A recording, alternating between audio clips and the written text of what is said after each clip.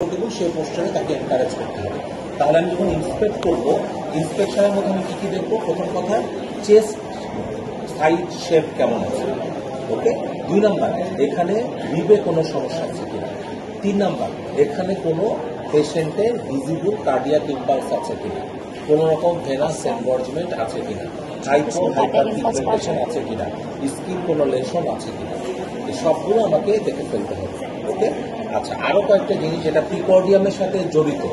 প্রিকর্ডিয়ামের একটা বড় অংশের কিন্তু সায়ানোসিস থাকতে পারে, যাদের বিশেষ করে কনজেনিটাল সায়ানোটিক হার্ট ডিজিজ থাকে। সো আমি ইন জেনারেল পেশেন্টের কোনো সায়ানোসিস আছে কিনা, পেশেন্টের কোনো ডিস্ট্রেস আছে কিনা দেখে নিতে হবে। ডিস্ট্রেস কেন দেখা দরকার? কারণ এদের লেফট ভেন্ট্রিকুলার ফেইলিওর থাকতে পারে।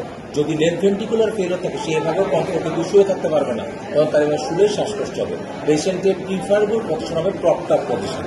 তখন ওটা আমি একটু দেখে নিতে হবে যে প্রপড আপ পজিশনে কোনো পেশেন্ট আছে কিনা। তাহলে এই কয়েকটা জিনিস যখন আমি ইন্সপেক্ট করবো, ইন্সপেকশন করার সময় কয়েকটা জিনিস আমাকে গ্রসলি দেখে নিতে হবে, ওকে। তাহলে প্রথম কথা, শেপ অফ দ্য চেস্ট কেমন আছে।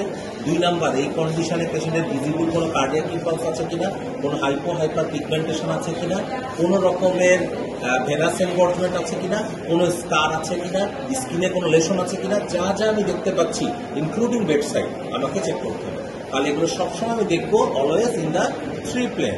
তাহলে প্রথমে আমি একটা দেখার চেষ্টা করবো। তাহলে এই কাজে অ্যাটলিস্ট 10 সেকেন্ড বরবাদ করতে হবে। কিসের জন্য? For inspection. আর নেক্সট কাজ আমি কি করব? প্যালপেশন। তাহলে আমি প্রথমে অ্যাপেক্সটা লোকালাইজ করলাম। দেখি এখানেও অ্যাপেক্স পাচ্ছি, তোমাদেরকে দেখাবো আমি। এখানে অ্যাপেক্স পাচ্ছি, তাহলে লোকালাইজেশন করে সেকেন্ড, থার্ড, ফোর্থ, ফিফথ এই জায়গাটা আমি একটা মেজারিং টেপ দিয়ে কত centimetre lateral to the mid sternal margin, এটা আমি বা ল্যাটারাল স্টার্নাল বড় থেকে কত সেন্টিমিটার ল্যাটারালি আমি ক্যালকুলেট করে দেখব। এরপরে আমি এপিগ্যাস্ট্রিক পালসেশন দেখলাম, প্যারাস্টার্নাল হিপ দেখলাম, গলা একটু হাত দিব, হ্যাঁ, দেখে নিলাম কি প্যালপেবল পিটু। এবার হাতটা এখানে থাকলো। এবার আমি প্রথম এরিয়াতে থ্রিল, দ্বিতীয় এরিয়াতে থ্রিল, তৃতীয় এরিয়াতে থ্রিল, চতুর্থ এরিয়াতে থ্রিল দেখে আমার প্যালপেশন শেষ করলাম, ওকে। কী কী দেখলাম? প্রথমে ইন্সপেক্ট করলাম 4টা এরিয়াতে, কি দেখলাম? থ্রিল দেখলাম, ফিচার্স অফ পালমোনারি হাইপারটেনশন দেখলাম। এগুলো দেখে আমার ইনিশিয়াল কাজগুলো কমপ্লিট করলাম। এবার আমি কী করবো? অস্কালটেট করবো। অস্কালটেশনের জন্য আমি কী বলেছিলাম? প্রোফর্মা কি? 4টা এরিয়াতে অস্কালটেট করতে হবে, ক্যারোটিডে হাত রেখে 2টা রেডিয়েশন দেখতে হবে, 2টা এরিয়াতে কী করতে হবে? ম্যানোভার করে দেখতে হবে।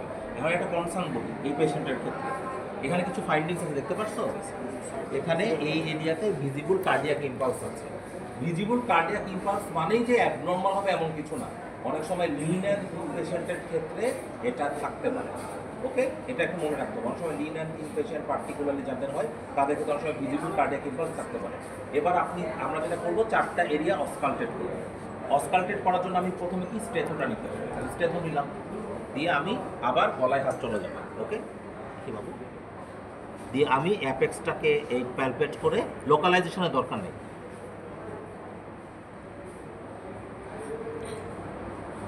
দ্বিতীয় এরিয়া,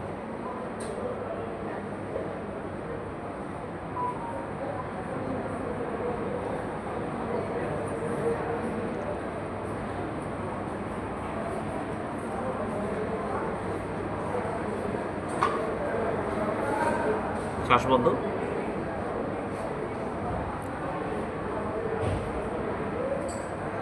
শ্বাস নর্মাল শ্বাস।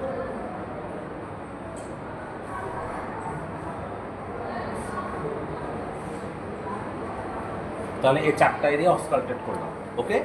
আমি উপরের এরিয়াগুলো দেখছি মানে ফাইন্ডিংস বের করার জন্য, তা তোমাদের জন্য ইম্পর্টেন্ট। 4টা এরিয়া যখন অস্কালটেট করবো, প্রথমে মাইটাল এরিয়া, স্টার্নাল এরিয়া, এরপরে পালমোনারি এরিয়া, লাস্টে অ্যাওর্টিক এরিয়া, এই 4টা এরিয়া কী করতে হবে? অস্কালটেট করতে হবে। অস্কালটেট করার পরে কি দেখতে হবে? আমাকে অ্যাটলিস্ট 2টা ম্যানোভার দেখতে হবে। একটা হচ্ছে অ্যাক্সিলাতে আর একটা হচ্ছে নেকে। নেকের ম্যানোভারটা শোয়ানো অবস্থায় দেখবা, পরে যখন নেকে রেডিয়েশনটা শোয়ানো অবস্থায় দেখবা, পরে যখন বসা বা ম্যানোভার করে যখন নেকে আরেকবার রেডিয়েশন দেখতে হবে, ওকে। তাহলে আমি এবার সহ রেডিয়েশন সহ দেখছি, বাবা সোজা, হ্যাঁ। এরিয়া 1,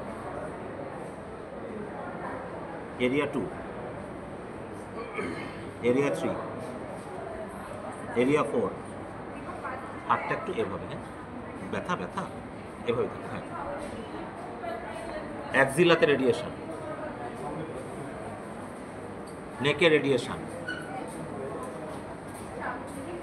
নেকে রেডিয়েশন, শোয়ার অবস্থায় দেখা কি হলো, শেষ।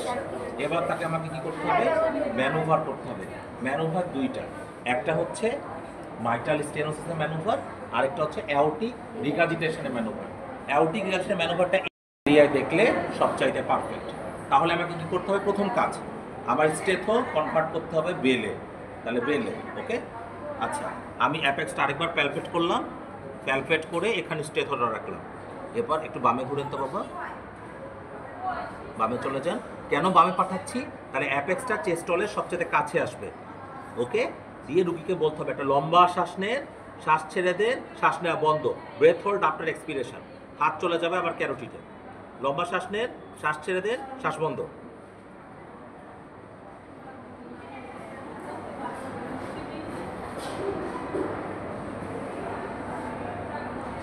ঠিক আছে, এবার বসলাম, উঠে বসেন তো বাবা, আমার হাতটা ধরো।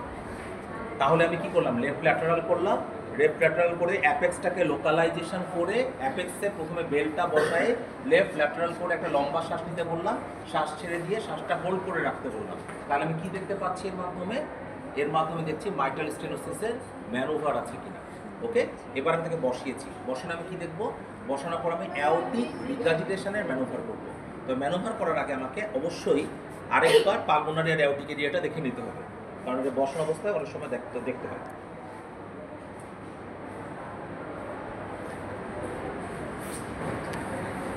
দেখলাম আমার হাত হচ্ছে ক্যারোটিডে, হ্যাঁ, একটা এরিয়া দেখলাম, দুটো এরিয়া দেখলাম। এরপর আমি আরেকবার ক্যারোটিড রেডিয়েশন আছে কিনা দেখলাম, একটা রেডিয়েশন দেখলাম, আরেকটা রেডিয়েশন আছে কিনা দেখলাম, ওকে। তাহলে এখানে একবার এই যে রেডিয়েশন, এখানে আরেকবার রেডিয়েশন, ওকে।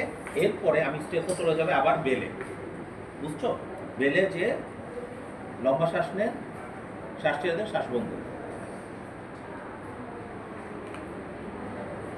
কি দেখলাম, অ্যাওটিক রিগাজিটেশনে কোনো ডায়াস্টোলিক মারমার আছে কিনা। কোথায় দেখবো, এই দিককার, এটা তো লেফট ফোর্থ ইন্টারকোস্টাল স্পেস, এটা সেকেন্ড ইন্টারকোস্টাল স্পেসের দিকে আমি এটা রাখার চেষ্টা করি।